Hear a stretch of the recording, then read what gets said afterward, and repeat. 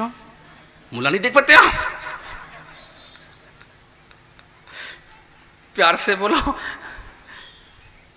प्यार से बोलो। तो ये संभव नहीं है साहब। ये जख्म सह लिए तब पता चला, जख्म सह लिया तब पता चला दादा, जहर पी लिया तब पता चला।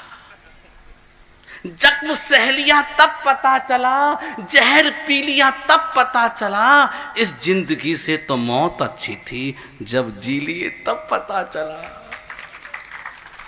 इस जिंदगी से तो मौत अच्छी थी, जब जी लिए तब पता चला। नारायण भाई बार बार पत्नी को देख लेते हैं और कहते हैं जख्म सह लिया तब पता चला। प्यार से बोलो, प्यार से बोलो। ये आपके लिए नहीं हो रहा, आप इसका आनंद लीजिए। ये सोचते मैं परीक्षित के रूप में शायद मेरी कथा चल रही है क्या? प्यार से बोलो। तो 16,108 पत्नियों के बीच में रहना संभव नहीं है, लेकिन कृष्ण रहते हैं, इसलिए वो भगवान है। आप समझ गए ना? दूसरी बात, ये संदेह आपको नहीं, ये संदेह नारद जी को भी था। क्या संदेह था? कि इतनी पत्नियों के बीच कृष्ण रहते कैसे हैं? तो नारद जी ने भी आज ये पता लगाना चाहा, ये कृष्ण रहते कैसे हैं। तो नारद जी ने हर महल की खिड़की से कृष्ण को झांक करके देखा। अच्छा नहीं होता ये, फिर भी। तो जब नारद जी रुक्मणी के महल में पहुंचे और वो खिड़की से देखे, तो भगवान वहां क्या कर रहे थे जानता है? भगवान ऐसे बैठकर साधना कर रहे थे, तपस्या कर रहे थे। अब नारद जी ने सोचा कि कृष्ण तो यहां पर हैं, अब जामवती के महल में नहीं होंगे। और जामवती के महल में जब जाकर के देखा, तो भगवान वहां वेद का पाठ कर रहे थे, मंत्रोच्चार कर रहे थे। हरि ओम सहस्रासि रेखा पुरुखा सहस्राक्षाः सहस्रापात साभूमिगुं सर्वातस्प्रत्वात्यातिष्ठद्दासा गोलामा पुरुखा एवेदगुं शरवं जदभूतं जच्चाभाव्यामा ऊतामृतत्वस्ये सानो जदान्ये नातिरोहति।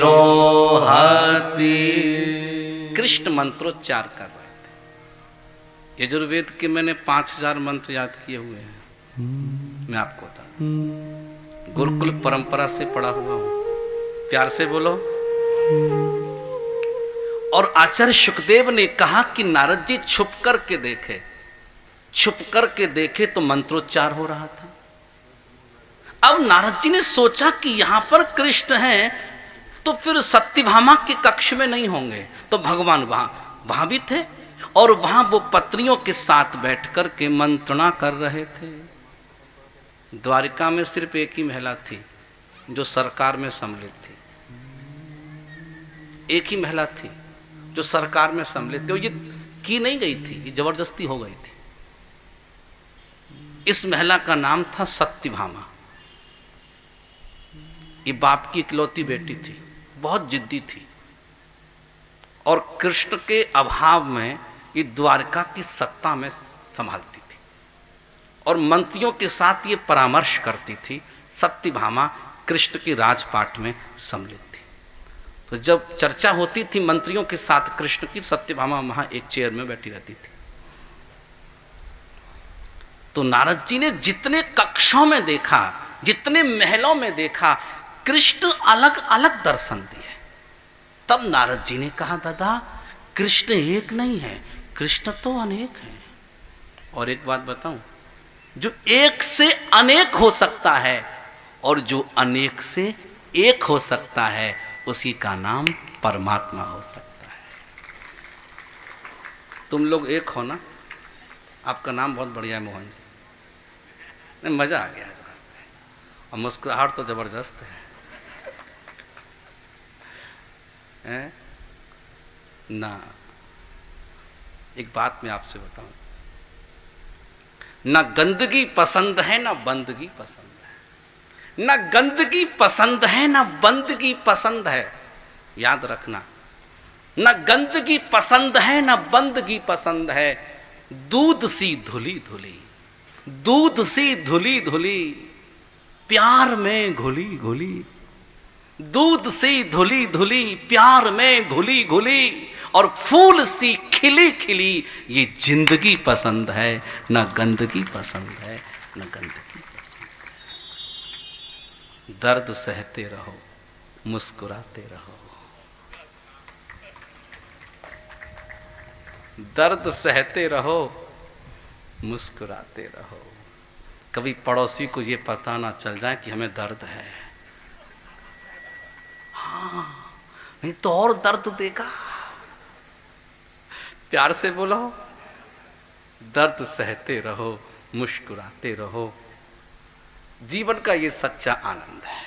मैं आपको बताऊं, प्यार से बोलो, जो एक से अनेक है, जो एक से एक अनेक है, अनेक से एक है, उसी का नाम भगवान हो सकता है, उसी का नाम गॉड हो सकता है, उसी का नाम लॉर्ड हो सकता है, उसी का नाम सुप्रीम पावर हो सकता है, और उसी का नाम गोविंद हो सकता है, उसी का नाम मोहन हो सकता है। मोहना, मोहना, जिसके अंदर मोह ही ना हो उसका नाम मोहना। मदना, मदना, इसके अंदर मद ही ना हो उसका नाम मदन। भगवान कृष्ण का नाम क्या है? मदन मोहन। मदना मोहना, भगवान को कभी मोह नहीं था और भगवान को कभी मद नहीं था, इसलिए ठाकुर जी का नाम क्या पड़ा? मदन मोहन। काबर जब कृष्ण एक बार जहां से गए फिर पुनः कभी वहां वापस नहीं आए। मथुरा से कृष्ण गोकुल गए, गोकुल से कृष्ण नंदगांव गए, नंदगांव से कृष्ण वृंदावन गए, और वृंदावन से कृष्ण पुनः मथुरा आए। कंस को भगवान ने मारा और कंस को मारने के बाद भगवान द्वारिका गए। समझ गए ना? भगवान वापस नहीं आए, इसलिए कृष्ण का नाम क्या पड़ा? मोहन। जिनको वापस आने का मोह नहीं था, गोपियां बिलखती रहीं, राधा बिलखती रही, कृष्ण नहीं आए। भगवान वापस नहीं आए। भगवान व्यवहारिक रूप से समझते हैं ये सब नश्वर है, ये सब नाशवान है, ये शाश्वत है ही नहीं। और भगवान श्री कृष्ण के बच्चे एक उपवन में खेलने के लिए गए। प्रत्येक पत्नी से 10-10 पुत्र थे और एक-एक कन्या थी। 56 लाख शिक्षक थे बच्चों को पढ़ाने के लिए। प्यार से बोलो, 3,56,00,000 द्वारिका में लोग रहते थे। इतना बड़ा पॉपुलेशन था। मैं मतगणना अधिकारी था। प्यार से बोलो, मेरा काम था वहाँ आप पॉपुलेशन को कंट्रोल करना, वोटर लिस्ट में नाम बढ़ाना। प्यार से बोलो, ये जो भूखंड था समुद्र के बीच में, और भगवान ने कहा था कि जब तक मैं द्वारिका में रहूंगा तभी तक ये द्वारिका रहेगी, और जब मैं नहीं रहूंगा तो द्वारिका रसातल में चली जाएगी। और असली जो सोने की लंका है वो रसातल में जा चुकी है। भगवान के बच्चे को उपवन में खेलने गए तो भागवत में लिखा कि 1-2 पवनम राजा जगमुर यद कुमार कह विहरतुम शाम्ब प्रद्युम्न 4 भानु गदा दया। कौन कौन से बच्चे थे? 1-2 पवनम, एक उपवन में, चारु भानु शुभानु गद आदय, अर्थात और भी बच्चे थे। इन बच्चों को थोड़ा पानी की प्यास लगी। क्रीडत्वा सुचिरम तत्र विचनवंति पिपाशितः जलम निरुदके कूपम ददृशम सत्वमद्भुतम। इन बच्चों को जब पानी की प्यास लगी तो कुआं के पास गए और कुआं में जाकर देखा तो क्या दिखाई पड़ा?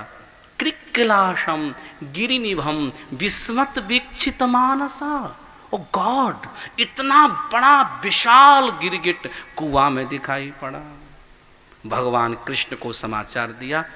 कृष्ण आए और भगवान ने अपने कर कमल का स्पर्श उस गिरगिट से किया और ये जो गिरगिट था ना, सुंदर राजा के रूप में दिखने लगा। बहुत सुंदर कथा है, भागवत की है। विहाय सद्य कुकलह स्वरूपम। विहाय माने त्याग दिया, सद्य माने तत्क्षण, कुकला माने गिरगिट ने अपना स्वरूप और सुंदर राजा के रूप में दिखाई पड़ने लगा। तो आज कृष्ण ने कहा, अरे भैया आप तो बड़े सुंदर प्रतीत हो रहे हो, आपका परिचय क्या है? इस राजा ने कहा, राजन द्वारिकाधीश, आप तो सर्वांतर्यामी हैं, सब कुछ जानते हैं। यदि आप जानना ही चाहते हैं श्याम सुंदर, तो फिर मैं आपको बताना चाहता हूं। क्या परिचय है आपका? क्या नाम है आपका? इस राजा ने कहा, नृगो नाम नरेंद्रो हम, मम नाम नृगः, माय नेम इज नृगः। और इक्ष्वाकु तनय प्रभो, इक्ष्वाकु वंश में जन्मा हुआ राजा हूं, इक्ष्वाकु वंश में। और आप ध्यान रखना, इक्ष्वाकु वंश में जन्मा हुआ राजा हूं। और इक्ष्वाकु जो महाराज थे, मैं आपको जानकारी साझा करूं, इक्ष्वाकु जो महाराज थे, उन्होंने सबसे पहले मानवीय सभ्यता में राजधानी बना करके राजपाट का शुभारंभ किया था इक्ष्वाकु महाराज ने। और सबसे पहले अयोध्या को उन्होंने राजधानी बनाई थी। और मानवीय सभ्यता में सबसे पहले अयोध्या को राजधानी घोषित किया था। और भगवान श्री राम 153वें शासक थे अयोध्या के, जहां डेमोक्रेटिक व्यवस्था थी। और श्रीमद् भागवत में लिखा, इस राजा ने कहा कि महाराज मेरा नाम इक्ष्वाकु है, तनय प्रभो, और मैं दानियों में बड़ा लोकप्रिय शासक हूं। शायद आपने कभी मेरे बारे में सुना हो, कृष्ण का आपने क्या दान किया? तो इस राजा ने कहा, मैंने गायों का दान किया। कितना दान किया महाराज? बोले, यावत्या सिकता भूमिर यावत्यो दिवितारकः यावत्यो वर्षधाराश्च तावतीर ददाश्मगा। जितने पृथ्वी में बालू के कण होते हैं, जितने आकाश में तारे होते हैं, जितनी बारिश में बूंदें गिरती हैं, उनको गणना करना संभव है, लेकिन मैंने कितनी गायों का दान किया, ये गणना करना एकदम असंभव है। भगवान कृष्ण का दादा अत्यंत बड़े दानी। आओ बोलते हैं, गिरगिट कैसे बन गए भाई? फिर मेरे दानी हंस तो गिरगिट कैसे बन गए? तब कहा कि प्रभु, कई बार दान धर्म करते हुए हमसे पाप भी तो हो जाता है। कई बार हम लोग धर्म करते हैं, यहां आप लोग क्या करने आए हो? धर्म। और भागवत में आगे पैर करके बैठ गए तो क्या हो गया? पता चला आपको? नहीं चला ना? आपको पता है, भगवान कृष्ण जब गीता सुनाई ना, तो हनुमान जी कहां बैठे थे? हनुमान जी कहां बैठे थे? ध्वज में। ध्वज में बैठे थे ना। जब अर्जुन ने गीता श्रवण कर ली, तो ध्वज में बैठे अर्जुन के साथ साथ हनुमान जी ने भी गीता को सुना। और हनुमान जी भी उतर के आए और प्रणाम करके कृष्ण से बोले कि प्रभु, मैं भी आपका शिष्य हूं, मैंने भी आपकी गीता को सुना। भगवान बोले, भाई तुम सुने तो, लेकिन हम तो देखे नहीं, तुम थे कहां? आप कहां थे? बोले, प्रभु मैं तो ध्वजा पर था। भगवान ने कहा, नहीं, तुमने ये अपराध किया है। क्या अपराध किया है? कि तुमने वक्ता से ऊपर बैठकर के भागवत गीता को श्रवण किया है। वक्ता से ऊपर बैठकर। कभी भी भागवत कथा को व्यास गादी से ऊपर नहीं सुनना। मैं बिहार में गया तो लोग पेड़ में बैठ के सुन रहे थे। मैंने कहा, इनको उतारना बड़ा कठिन है। बिहारी आदमी से बहस नहीं कर सकता, जो कभी नहीं समझ सके माफ करिएगा। प्यार से बोलो, एक बिहारी 100 बीमारी। प्यार से बोलो, उसको आप उतार नहीं सकते और आप स्ट्रांगली बिल्कुल नहीं उतार सकते। इतनी भारी भीड़ वहां मैदान में भागवत हो, उनको मैं बाजीगर लगूं और वो लोग पेड़ में बैठ बैठ के भागवत सुने, छतों पर सुने, मुझे बड़ा कष्ट हो, ये सब ये क्या कर रहे हैं। तो फिर मैंने कहानी सुनाई उनको, और जैसे ही मैंने कहानी सुनाई कि हनुमान जी ऊपर बैठे, प्रणाम किए, मैं भी आपका शिष्य।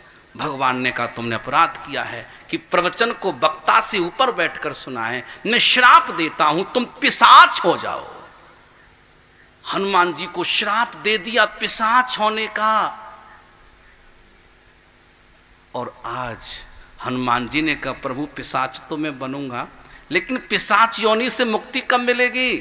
तब श्री कृष्ण ने कहा आपने गीता को सुना है ना, तो पिशाच योनि में गीता पर तुम अनुवाद करिए, भाष्य लिखिए, और उस पुस्तक का नाम क्या हुआ? पैशाच भाष्य।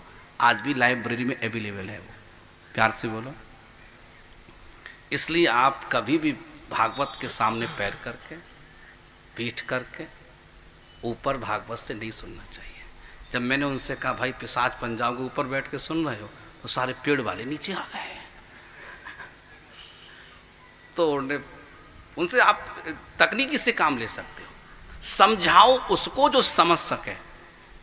और एक ही बुराई सबके अंदर हो तो किसी को मत समझाओ। एक बुराई वो 500 लोगों के अंदर हो ना, तो मत समझाना। तो फिर क्या करें? बोले अपने आप को समझाओ और मैनेज करना शुरू कर दो, और उन पागलों के संग पागल हो जाओ।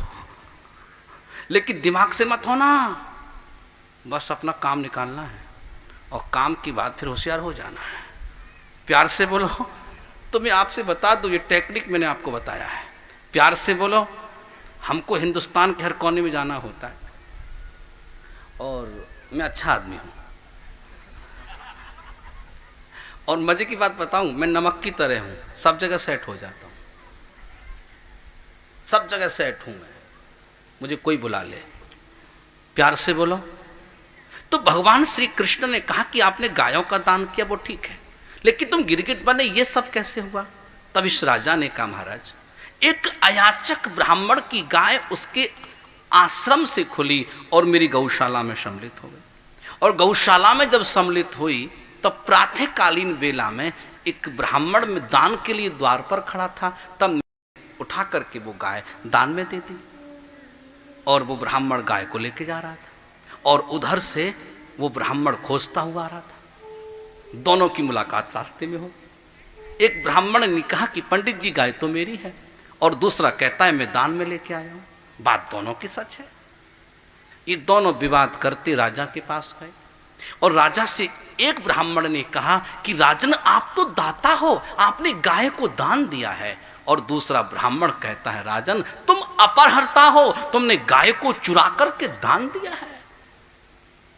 राजा को चोर कहना बड़ा मुश्किल है, राहुल गांधी पे भारी पड़ गया। प्यार से बोलो। खाली पीली चौकीदार चौकीदार चौकीदार, देखिए पागल है करे। कोई बात हो तब ना, कोई विकल्प हो तब, कोई उसका कोई मतलब हो, ये नहीं अच्छा लगता। कोई हिंदुस्तान में बेवकूफ लोग नहीं रहते। हाँ प्यार से बोलो कि तुम कह दोगे हम मान लेंगे,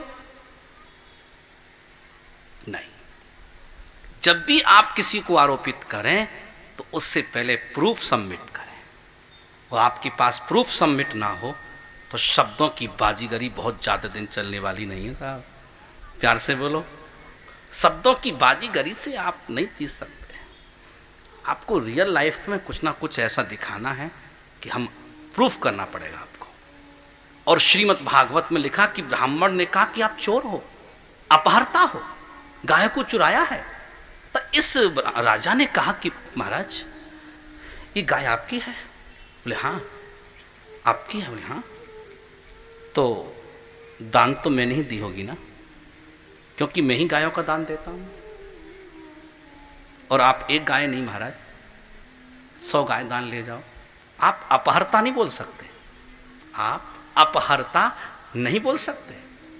तब इस ब्राह्मण ने कहा कि राजन, तुम्हें दान का बहुत बड़ा अभिमान है कि मैं ही देता हूं, और शायद आप अपरिचित हैं राजन, मैं एक ऐसा अयाचक ब्राह्मण हूं, मैं किसी से जीवन में आज तक दान ही नहीं लिया हूं। आप कैसे कह सकते हो गाय आपने दान दी है? और राजन, मैं तुम्हें श्राप देता हूं, तुम गिरगिट हो जाओ।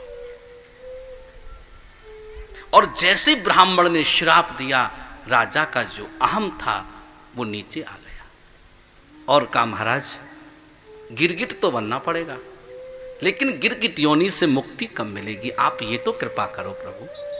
तब आज इस ब्राह्मण ने कहा कि राजन, तुम गिरगिट बनोगे, लेकिन मैं तुम पे कृपा भी कर रहा हूं कि द्वारकाधीश श्री कृष्ण जब हरि रूप प्रकट करके आएंगे तो आपका स्पर्श करेंगे और आपका उद्धार होगा। भगवान ने स्पर्श किया, गिरगिट योनि से मुक्त हुए और श्री ठाकुर जी कृपा से इनका उद्धार हो गया। आप ये समझ लें, कभी भी दान और धर्म का पैसा नहीं खाना चाहिए। या भूल जाएं, मंदिर को चंदा मांगे और खा जाएं, ऐसी गलती जीवन में कभी मत करना। आप नहीं दे सकते हो तो कोई आपत्ति नहीं है, लेकिन आप ऐसे विचार मत रखिएगा। हमारे शास्त्र कहता है 60 वर्ष सहस्राणी विष्ठायाम क्रम जायते। इसका ट्रांसलेट है, जो दान धर्म आदि चंदा को खाता है उसे 60,000 वर्ष विष्ठा का कीड़ा भोगना पड़ता है, विष्ठा में रहना पड़ता है उसको। अरे बहुत सारे धंधे, उस काम को कर लो ना, प्यार से बोलो हैं। और आज भगवान शुकदेव कहते हैं, परीक्षित, आज श्री कृष्ण युधिष्ठिर जी के पास गए। युधिष्ठिर ने कृष्ण भगवान से कहा कि श्री कृष्ण, मैं राजसूय यज्ञ करना चाहता हूं, राजसूय यज्ञ। लेकिन श्री कृष्ण ने कहा, यज्ञ करने से पहले राजसूय सभी को जीतना होगा। क्या आपने सभी राजाओं को जीता है? क्या आपने सब पर विजय प्राप्त की है? तब युधिष्ठिर ने कहा, श्री कृष्ण, सबको मैंने जीता है, लेकिन जरासंध को नहीं जीत पाया। कृष्ण बोले, ये तुम्हारे बस की रोग नहीं है, तुम जीत भी नहीं सकते। और भागवत में लिखा, कृष्ण ने कहा कि मैं तुमको विजय प्राप्त कराऊंगा। और भीम सेनोर्जुन कृष्ण ब्रह्मलिंग धरास्त्रिय। भागवत में क्या लिखा कि भीम ने, अर्जुन ने और कृष्ण ने, ब्रह्मलिंग शब्द का अर्थ क्या है? ब्राह्मण का चिन्ह अर्थात वेशभूषा। श्री कृष्ण ने, अर्जुन ने और आज भीम ने ब्राह्मण का रूप धारण कर लिया। तीनों लोग पंडित जी बन गए। फर्स्ट क्लास धोती, कुर्ता, पटका, दुपट्टा, चोटी, चंदन, झोली, माला, पंडित जी बन गए। पहले लोगों को ब्राह्मण बनने का बहुत शौक था, हर आदमी ब्राह्मण बनना पसंद करता था। लेकिन आजकल लोग ब्राह्मण बनना पसंद नहीं करते। पता है क्यों? आरक्षण ही नहीं मिलता। प्यार से बोलो, आरक्षण नहीं मिलता तो नहीं बनते, इसलिए प्यार से बोलो। तो भगवान श्री कृष्ण ब्राह्मण बन गए और ब्राह्मण बनने के बाद कहां पहुंचे? जरासंध के द्वार पर। और जरासंध के द्वार पर जब पहुंचे तो महाराज जरासंध ने उठकर के स्वागत किया और कहा कि बताइए, मैं स्वागत करता हूं आपका, और आपकी मैं क्या सेवा करूं? भगवान कृष्ण ब्राह्मण वेश में थे। उन्होंने कहा, हम रास्ते से जा रहे थे, इच्छा हुई कि आपसे मिलते चलें, ब्राह्मण हैं, मिलते जा रहे हैं, बस हो गया, हम जाना चाहते हैं। जरासंध ने कहा, नहीं, ब्राह्मण द्वार पर आए और खाली हाथ जाए, ये शोभा नहीं देता। आप याद रखना दादा, ब्राह्मण के हाथ में दरिद्रता होती है और पैरों में लक्ष्मी का निवास होता है। जब भृगु ऋषि ने विष्णु के वक्षस्थल पर चरणों का प्रहार किया था तो लक्ष्मी जी ने श्राप दिया था कि मैं ब्राह्मणों को श्राप देती हूं, आज के बाद किसी ब्राह्मण के घर में नहीं रहूंगी। उस दिन से आज तक हम लोग गरीब हो गए। हमेशा पुराणों में आप सुनेंगे एक गरीब ब्राह्मण था, एक गरीब ब्राह्मण था। पुराण कहते हैं हम गरीब हैं, वेद कहता है हम गरीब हैं, सरकार कहती है तुम गरीब नहीं हो। बड़ा मुश्किल है दादा। तो लक्ष्मी जी ने श्राप देकर हमें कहा कि ब्राह्मणों के घर में मैं कभी लक्ष्मी का निवास होगा ही नहीं। उस दिन से आज तक हम लोग गरीब हो गए और हमारे आशीर्वाद से लोग अमीर हो गए। प्यार से बोलो।